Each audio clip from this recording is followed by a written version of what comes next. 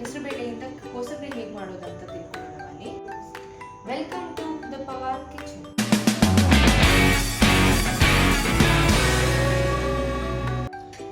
ಇಲ್ಲಿ ನಾನು ಹೆಸರುಬೇಳೆನ ಹಾಫ್ ಆನ್ ಅವರ್ ನೆನೆಯಕ್ಕೆ ಇಟ್ಟಿದ್ದೇನೆ.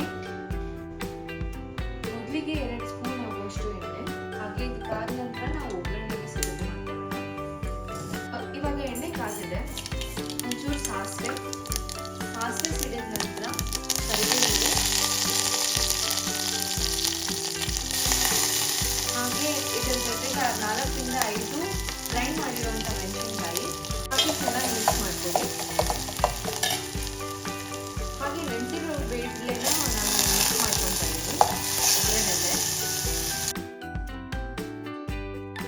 ಈ ಕೋಸಂಬರಿ ನಿಮಗೆ ಒಂಥರ ಡಿಫ್ರೆಂಟ್ ಫ್ಲೇವರ್ ಕೊಡುತ್ತೆ. ಇದರಲ್ಲಿ ನಾವು ಬರೀ ನೆನೆಸಿರೋ ಬೇಳೆನ ಹಾಕಿ ಕೋಸಂಬರಿ ಮಾಡೋದನ್ನ ನೋಡಿದ್ದೀವಿ.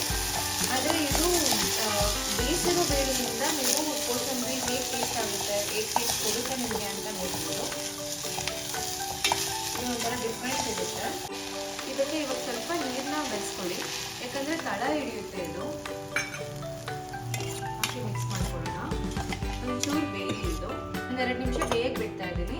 ಲಿಡ್ ಕ್ಲೋಸ್ ಮಾಡ್ತಾ ಇದ್ದೀನಿ. ಇವಾಗ ಬೆಂದಿದೆ ನೋಡೋಣ. ಎಸ್, ಇದು ಸ್ವಲ್ಪ ಬೆಂದಿದೆ. ಇದಕ್ಕೆ ನಾನಿವಾಗ ಅರಿಶಿನ ಮತ್ತು ಉಪ್ಪು ಹಾಕಿ ಮಿಕ್ಸ್ ಮಾಡ್ಕೊತೀನಿ. ಸ್ವಲ್ಪ ಅರಿಶಿನ ಹಾಗೆ ಸ್ವಲ್ಪ ಸಾಲ್ಟ್, ರುಚಿಗೆ ನಿಮ್ಗೆ ಎಷ್ಟು ಬೇಕೋ ಅಷ್ಟು ಹಾಕಿ ಬಾಡಿಸ್ಕೊಳ್ಬೇಕು.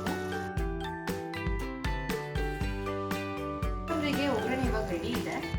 ಇದು ಇವಾಗ ಬಿಸಿ ಇದೆ.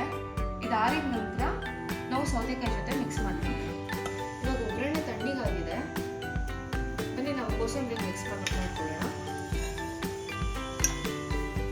2 ಸೌತೆಕಾಯಿ ತೊಗೊಂಡಿರೋದ್ರಿಂದ 1 ಬೌಲಷ್ಟು ಬೇಳೆನ ಬೇಯಿಸಿಟ್ಕೊಂಡಿದ್ದೆ. ಸಣ್ಣದಾಗಿ ಹೆಚ್ಚಿರುವಂಥ ಸೌತೆಕಾಯಿನ ಸೇರಿಸ್ಕೊತಾ ಇದ್ದೇನೆ ಒಗ್ಗರಣೆ ಜೊತೆಗೆ. ಅದ್ರ ಜೊತೆಗೆ ಫ್ಲೇವರ್ಗೋಸ್ಕರ ಕೊತ್ತಂಬರಿ ಕೂಡ ಆ್ಯಡ್ ಮಾಡ್ಕೊತಾ ಇದ್ದೀನಿ. ಹಾಕಿ ಮಿಕ್ಸ್ ಮಾಡ್ತೀವಿ. ಈಗ ಬೇಯಿಸಿರೋ ಹೆಸರು ಬೇಳೆ ಕೋಸಂಬರಿ ರೆಡಿ ಇದೆ. ಹೀಗೆ ಮನೆಯವ್ರಿಗೆ ನೀವು ಸರ್ವ್ ಮಾಡ್ಬೋದು.